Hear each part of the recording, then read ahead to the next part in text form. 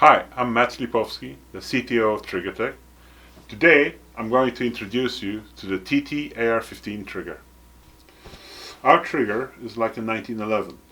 There is a small amount of pre-travel that takes you to the wall. At this point there is no creep, just a crisp release.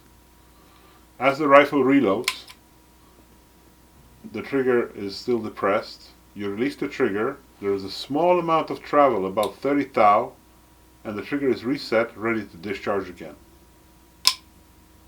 Our FRT sits between the hammer and the sear and negates all sliding friction, which leads to a true zero creep release.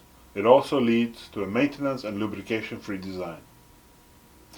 Our adjustability feature is located on the back.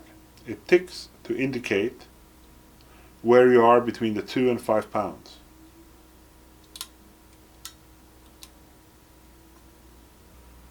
And it's easy to install.